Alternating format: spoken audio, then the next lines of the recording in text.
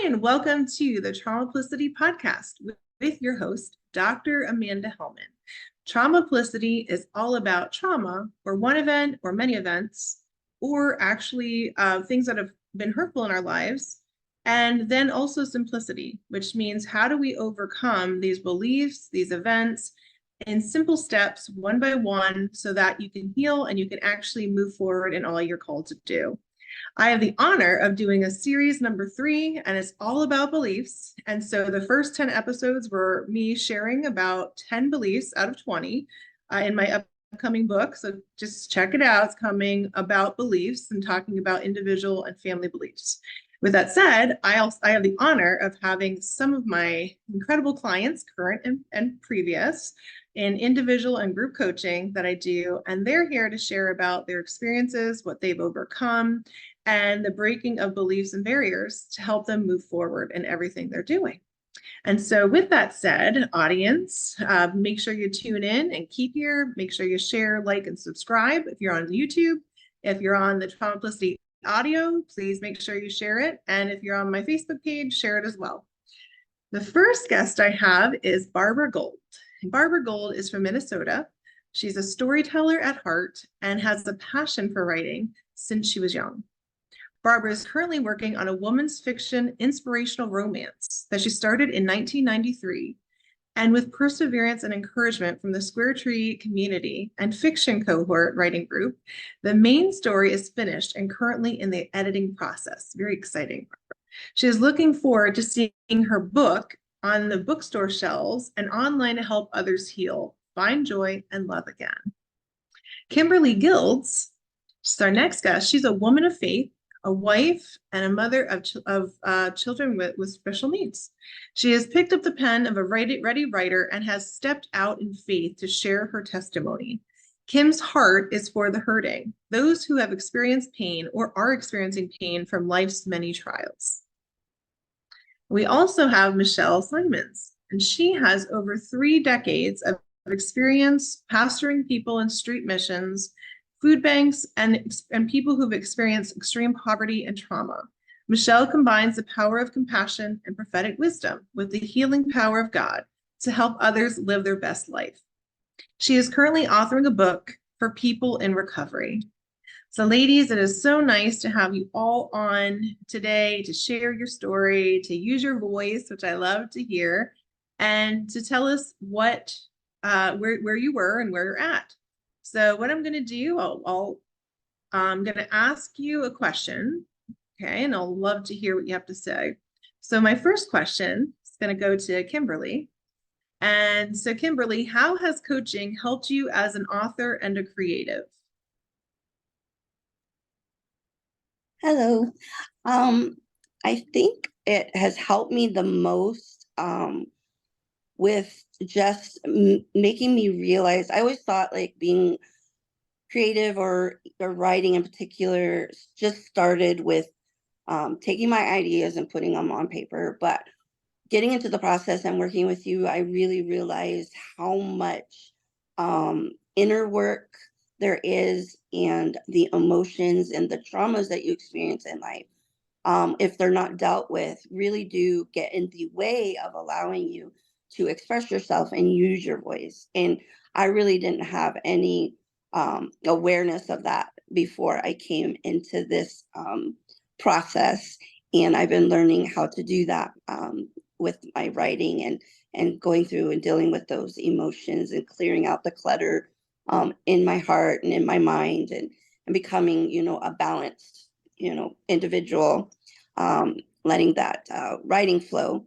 And then also it's helped to bring me into a connection with other authors and other people that are very creative, which keeps you accountable, but it also gives you a spark inside that you feel one another, and it just makes you excited. So, those are the first things that I thought of when I thinking of, what this is to help me with coaching has.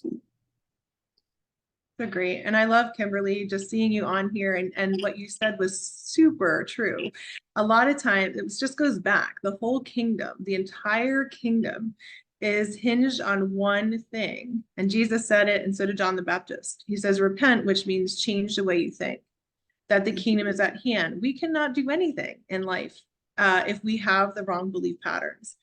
And that's exactly why when we talk even at Spirit Tree, that is about Spirit Tree Publishing. And then I do a lot of coaching. It's all about your thinking, because if you are not aligned, it's going to be hard to actually launch and move forward. So thanks for bringing up those key points in the community, Kimberly. All right, so our next guest, Barbara. Hello. Hi Thank there. you for having me. Yes. Same question. Mhm. For me, one of the things that happened was I did have a traumatic experience, and it kind of closed off. I've always been creative, but somewhere along the line, I've lost some of the visuals in my head. When you imagine, especially as a writer, you imagine scenes, and I feel like I lost that. And a lot of it was just kind of actually blackness. And so through these coaching sessions, I was able to free that up a lot. I still have a ways to go, but I started to see more visuals and imagine things, and starting to be free to allow myself to do that, which was very exciting to do. And to have a visual and then have it go away is almost like sight as a writer. And then it also helped me get to be honest with myself, and really have a deeper understanding of myself, and really dig into that and be honest with myself about the things I was going through in order to press through. And then the other was so self-awareness, and also the fact of kind of inviting God and the Lord into it. I knew he's always been in my life, but I didn't, I just really asked him to help me write this book for him. And he became a really big part of it, intentional. That's great, Barbara. And I love what you said, because essentially you capture a lot of what happens is that the more you heal, the more you create, and the more that it flows. And I'm so glad that you came back, you had those visuals that you had before, and then went through some of that and said, oh my gosh, here it comes. And having community and having those tools and techniques. So thanks so much for sharing that and being part of this. So it's great to see your progress as well. Okay, Michelle.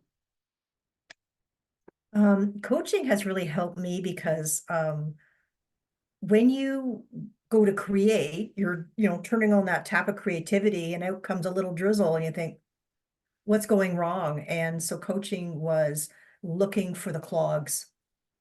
That was the biggest deal. When you're wanting to write, you're saying, okay, so where's the clogs? And so it's finding the clogs in your thinking, your spirit, uncovering the covering and healing wounds. And for me, that was a big deal, because I was coming from a place of trauma. I had, in life circumstances, and I'm like, okay, I want to write. And, as I'm recovering, and you're like, oh, this isn't flowing so well. So yeah, that was really what coaching was for me, was unclogging the flow. Thank you, Michelle. I like that. Nicely put. Unclogging the flow. That's one of my upcoming books. So every time I hear unclog, I'm like, well, that's that one book. So anyway, but thank you, Michelle. That's just automatically every time I hear that. Anyway, thank you for the unclogging the flow. And that's exactly it, because that's what coaching does. It's different than counseling. And sometimes we're like, well, what's the difference? Well, counselors were keeping you in the past for a long time, or it may be some narratives, or maybe some things. But this is more like kind of Michelle said, where's the clog at? Let's undo it and then slingshot you forward, right? Get you moving forward with the tools and techniques that you wouldn't get to rapidly if you didn't have the right questions, techniques, visual things to help you. So I love that. Thank you, Michelle. All right. So we are now I'm gonna ask, what belief, speaking of clogged, like what beliefs have shifted you? So we'll why don't we ask Michelle? We'll go that way. So Michelle, what would you like to share about that? I reclaim the belief that everything is redeemable. Because I have had that belief, I believe, for other people. I've seen it in my own life.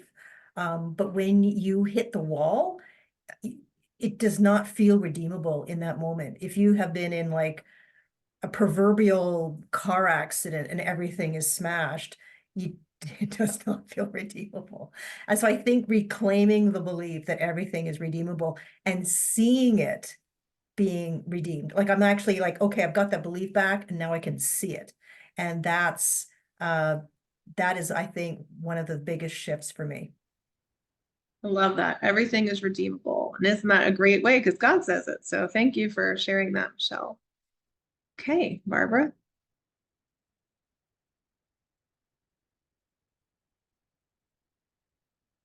Oh, Barbara. It clicked. One of the shifts for me was that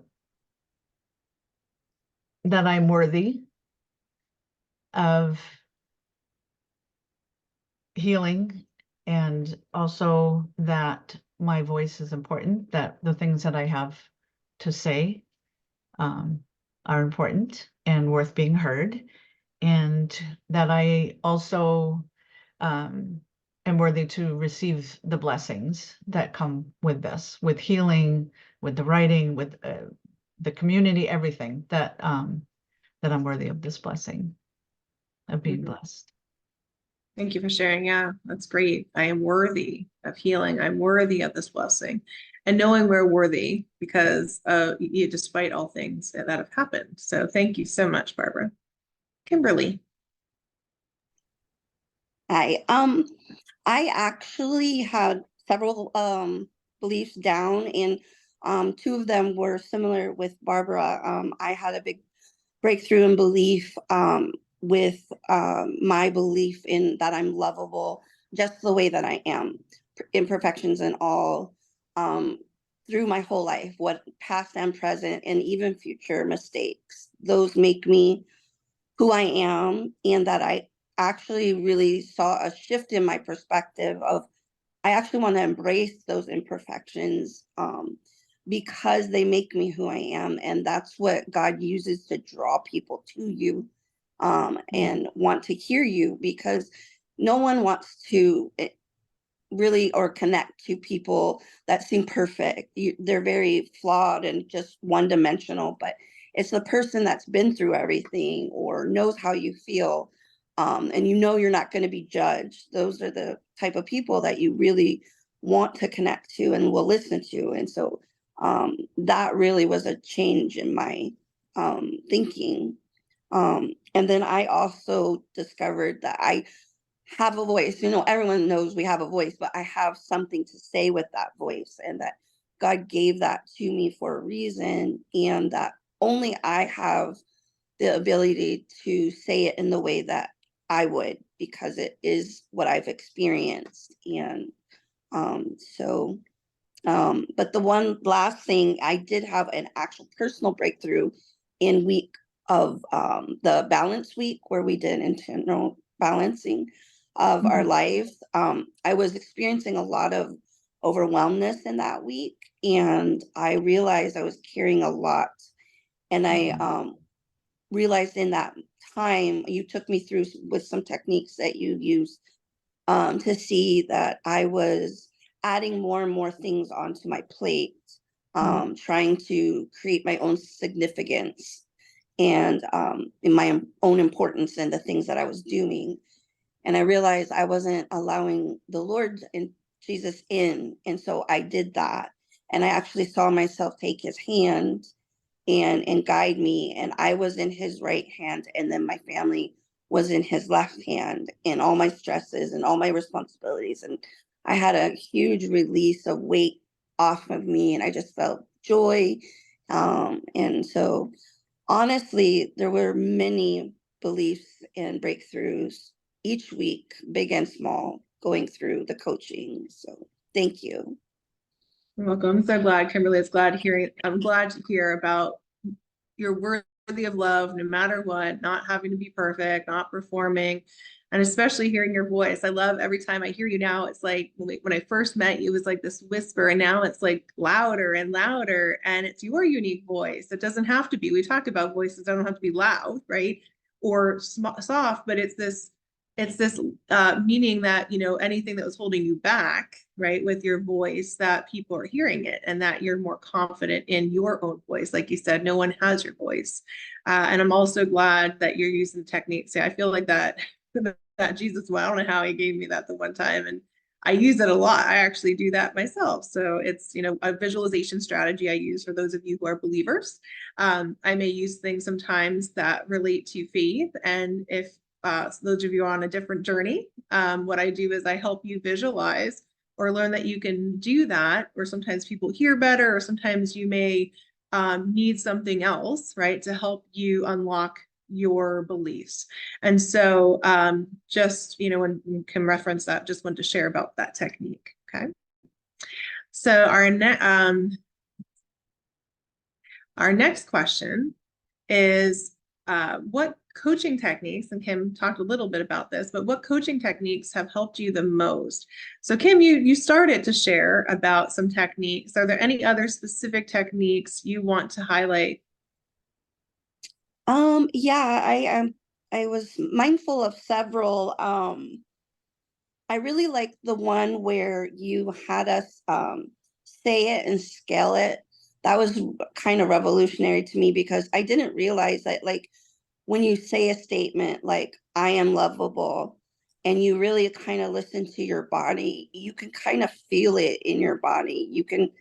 You might have a feeling of, and there's a truth, whether you truly believe that statement or not, and you can feel like discomfort in your body. There can even be feelings of pain or dizziness, or even, and you just kind of get in tune with that. And you had us rate those on a scale of 1 to 10.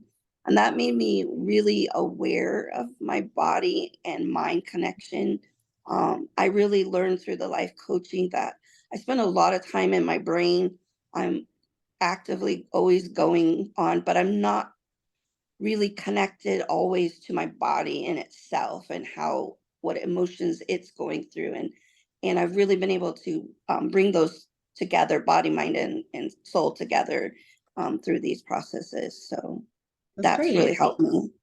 That's good. So I'm glad that you're able to use a lot of that mind-body connection. You say it and scale it and really feeling it.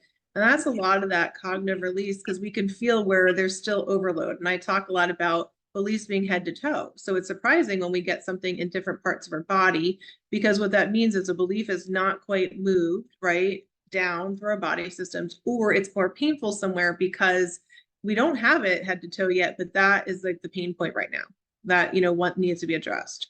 But I do want to ask you, Kim, it's kind of like a second part of it, as I'm realizing.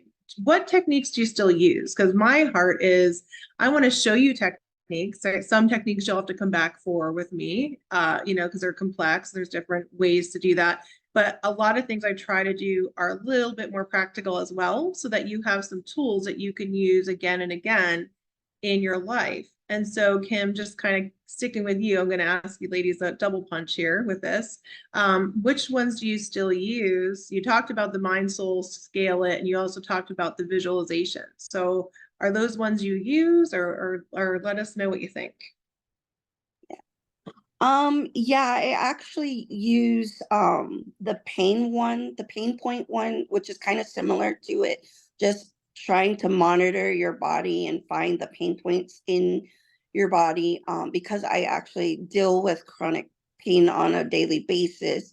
So I was just kind of just always groped it in just pain. But when I really monitored my body and really started to listen to my body, it really does tell you things, and it shows you where you're out of balance, and there's not harmony there. And that showed me that's where I need healing. And I was able to, what we talked about earlier, take for those that are believers, going into prayer and taking Jesus there with you. And the thing that I really use the most, and it's been the most impactful, is that where you showed us how to give our hurts over to God, and to give him our stresses, and then ask him what he wants to give us in return for that.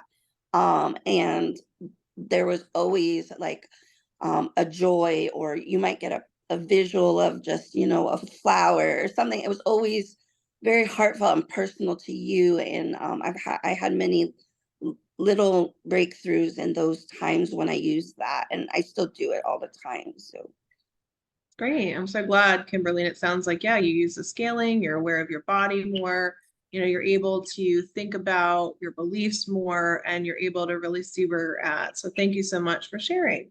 Barbara, how about you? Tell us about some of the coaching techniques that helped you and if you still use them.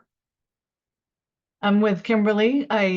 One of the ones that is now my favorite is the visual about handing things over to God and Jesus, and just what was awesome. Like the first question we talked about when we first started that, I couldn't get the visual. So we just had to relax and see ourselves giving any negative, and that's was important to me, because I've believed a lot of lies from my childhood. Even as an adult, I've believed a lot of lies, and being able to hand them over to him, to like she said, to receive back something of joy and a truth of what he's saying about me, God, of what he's saying to me. But the amazing thing is that, like I said, when I first started doing this, I couldn't visualize this. And it was a little frustrating, like everybody's seeing things and I'm just like, okay, but I pressed on, and I just was like, Lord, this is really important. I want this to be a breakthrough. And it did take a while, and it's still in progress, but I am getting visuals now of seeing my hands in his hands and the things that I'm receiving from him. And I also wanted to share that I also had a visual of the cover of my book, which I'd never ever thought about. And it was clear as day of what it was. And it was like, oh, thank you. I woke up, right? Just as soon as I woke up, it was like, boom, it was like, there's the cover. And I had to share that. But that was the biggest thing, is being able to visualize that and actually receiving the truth and the goodness from him. Because I believed a lot of lies, and they're lies. So I got a lot of good truth out of Thank that. you. And I So still use it. And yes. that's good. Yeah, you still use that. That's great. And Barbara, I love that you shared about the visuals. That's always a fan favorite, but you said a good point.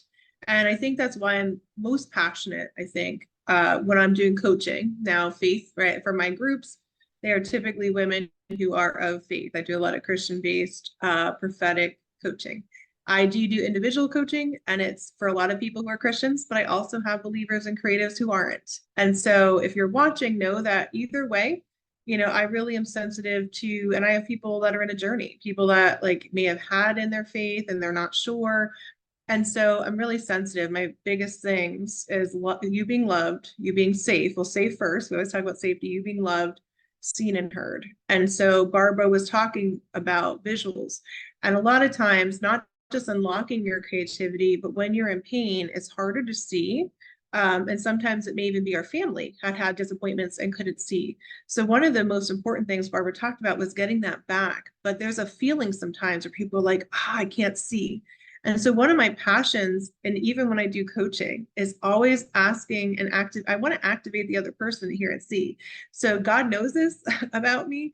And so when I'm doing this, I'm always asking God to give the person a visual or hear or feel or know first. I might get it, and funny or not, I usually do, but sometimes the person gets it. But if they're not getting it, I know because I'm getting it. And so then I'm like, okay, like this is what I'm seeing, but then there's a time to unlock. And so Barbara, you brought that up, that a lot of you watching, maybe you're of faith or you're not, and that's okay. But sometimes you might get pictures or say, I don't get pictures. Well, God's creative and he loves to give pictures. He likes it for us to see, but don't beat yourself up, because it took me years. I wasn't until my 30s. I mean, I always saw pictures, I'll be honest, but some of that was not good, right? Like it was always dark, or I couldn't really see. And it took time, it took healing, and it took me learning how to do that, or learning how to hear God's voice. So if that's you, he wants to speak with you, he wants to show you, and just be kind. He's not trying to hide it, right? He's just bringing you into something, and just be encouraged by that. So Barb, I just wanted to address it because you brought up such a good point that so many Christians and believers, including myself, may have said, oh no, I don't hear, I don't see. And just want to encourage you that yes, all of us are born to see. Again, if you're a Christian, and if you're not, that's okay. There's no condemnation, but you can still have imagination and dreaming. And sometimes that gets blocked by other things. And that's what I want you to get unblocked. So Michelle, thanks again, Barbara. Want you to hear from you. So what coaching technique? My favorite, I believe my favorite that I came away with was breaking agreements and coming into agreements with truths. Because it's one thing to know something in your head. You can say, God loves me. But you haven't actually, you know it, but you haven't agreed. And it's a soul spirit thing that goes beyond that cognitive, the cognitive reality. One of the things that I needed to do was I had a tremendous amount of psychological abuse in a workplace. And because of the psychological distress, I came into agreement with shame. And my cognitive self knows better, but I couldn't really find that. I had to, through a process with you, find out what I was agreeing with, coming into agreement with, and breaking the agreements, but then also coming into agreements with other things that were really, really healthy. And that can't really happen on its own. A lot of times you actually need to have somebody walking through that, one, to help you find it, and two, to help you move into that place of agreement. And it's a soul thing and it's a spirit thing as well. So you have this like amazing ability to pray over people and break things off. So it's coming off. And one of the things that I struggled with the most was brain fog and being able to mentally focus. I lost a lot of cognitive focus ability and being this weighty in the brain and heavy-minded. And, I can do this all day long, trying to push it off, but breaking agreements with things that I didn't know I was agreeing with was my favorite. I think that was probably what moved me forward the most. The other coaching technique was flipping narratives.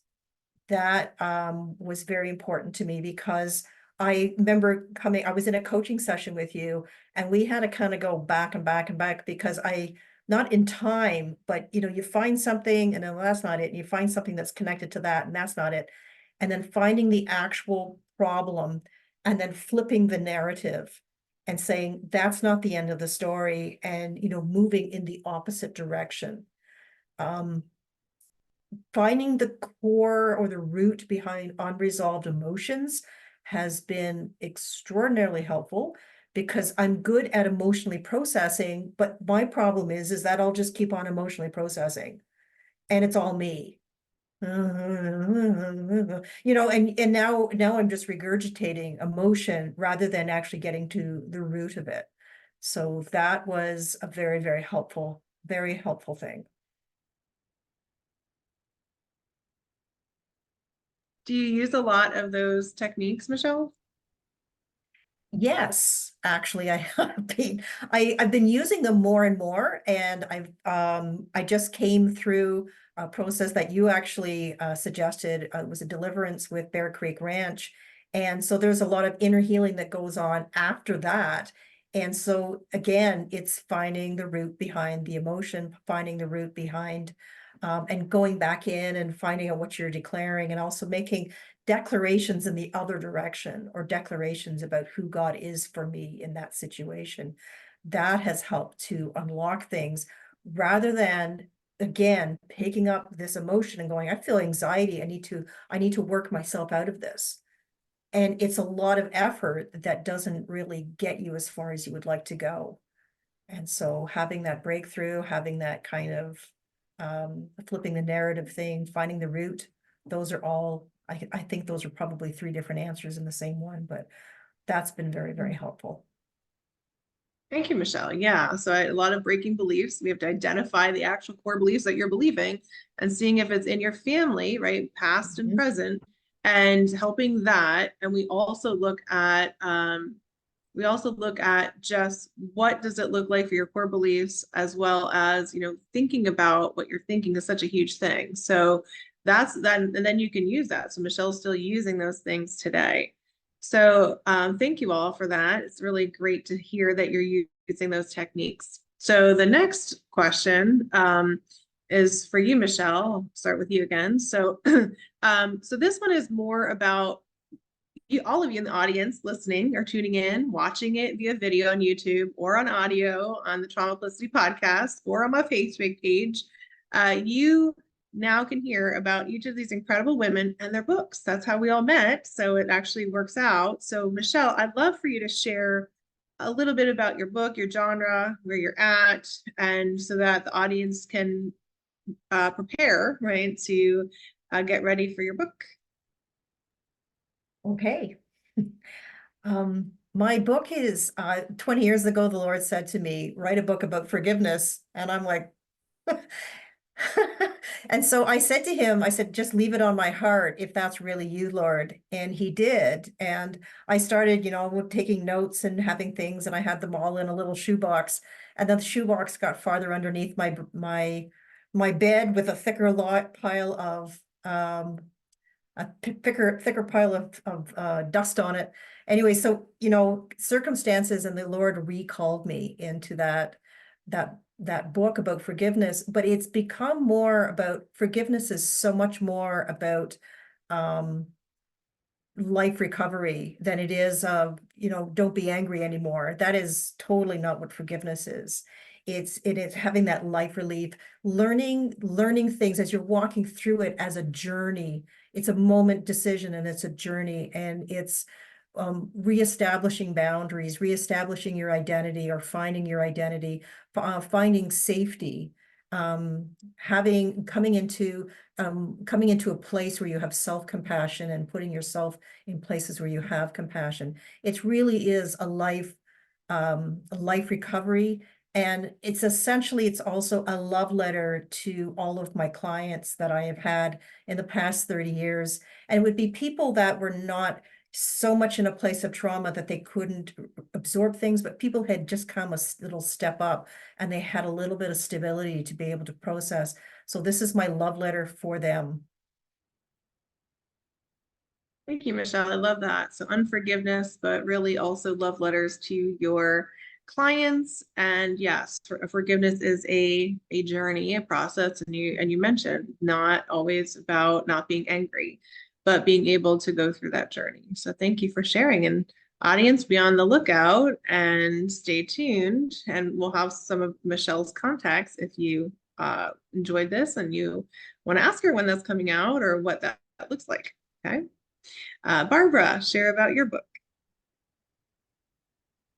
Well, I started my book 30 years ago, and it was a romance. Well, it is a romance, and it's been quite a process of getting it done.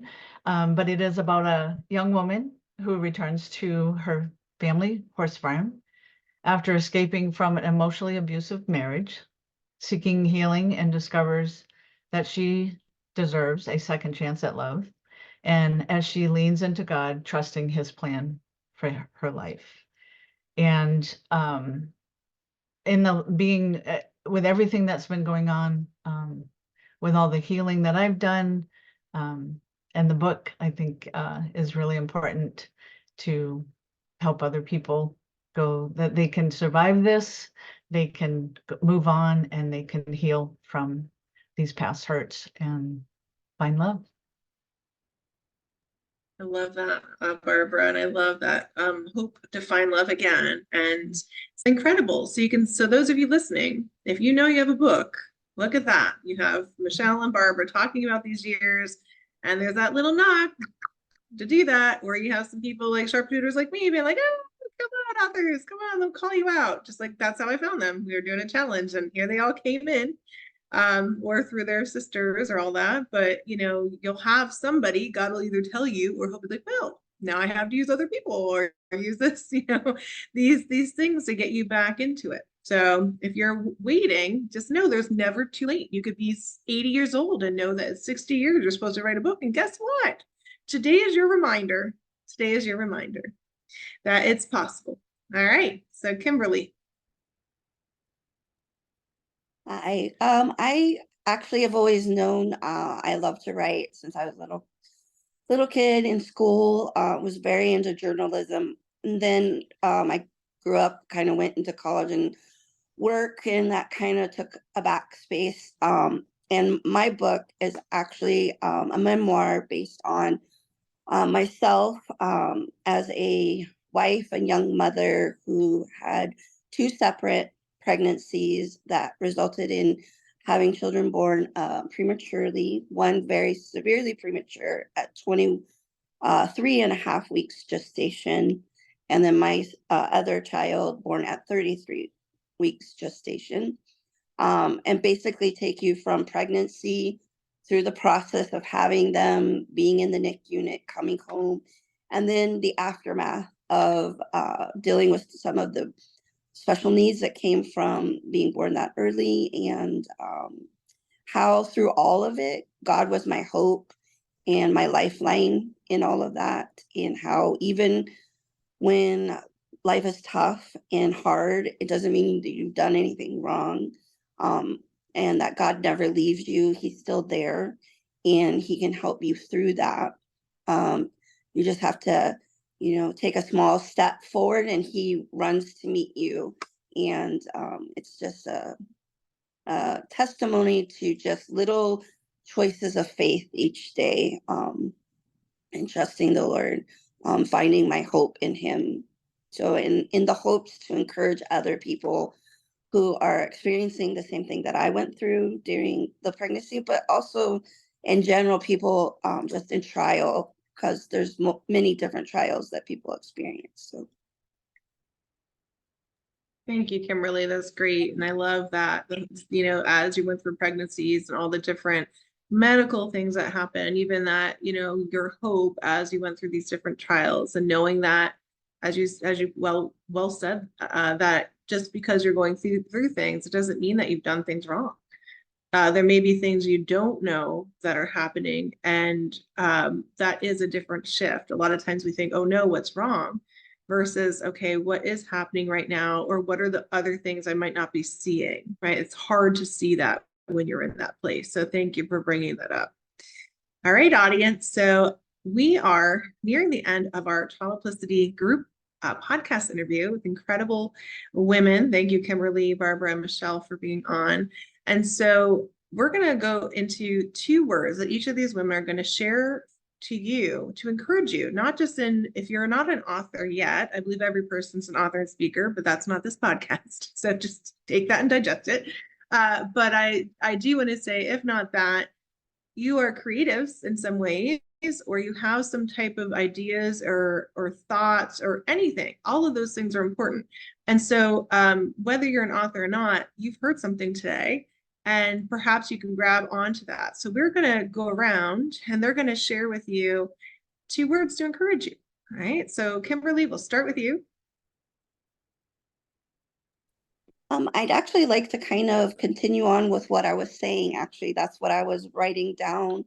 My encouragement and what I'd like to share is that there is always hope in Jesus.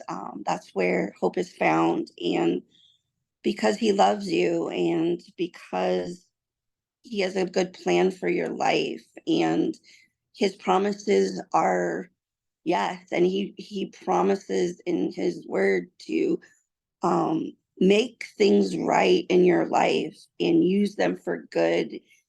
So any of those hardships, any of the trials that we might go through, yes, they might be hard, but they're always going to come out something in it for your benefit. And again, God doesn't leave you. He's there, and he wants to walk with you, alongside you, and give you the strength to endure what you're going through. And again, I just kind of equate oh, sorry, just the little baby steps, the faith steps that you take each day. Thank you, Kim. Wonderful. All right, Barbara. Mine came pretty quickly to my thoughts is what I've been talking about. It's taken 30 years to get to this point with my book and with healing. And so my word is perseverance. Just keep going, keep doing it. Don't quit no matter what.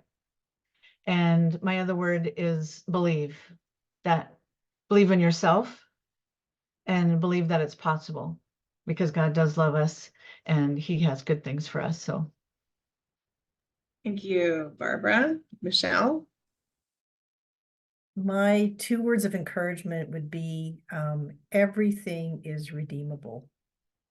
That's number 1. And number 2 is pain no longer needs to be your companion.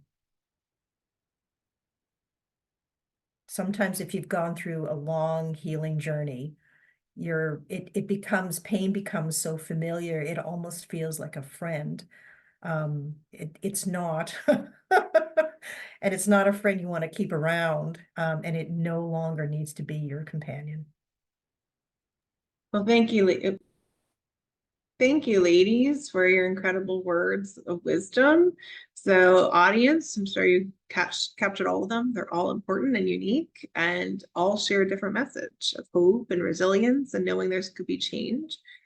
This concludes our Traumaplicity podcast. I hope you enjoyed it as much as I did. Certainly tune in to the Traumaplicity podcast on the Amanda Helman author and speaker page on Facebook, Traumaplicity podcast on YouTube, Traumaplicity podcast on Spotify, Google, Amazon, on audio as it comes out. And certainly the biggest thing is knowing that you are always valued, worthy, and loved, no matter what, at all times, and that just hold on. There's another day, there's another opportunity to keep growing and learning and believing that it will get better. So thank you all for joining. Thank you. Oops. Thank you, Barbara, Michelle, and Kimberly for being on the show. All right, everybody, take care until next time. bye. Thank Thank you. you. Bye-bye.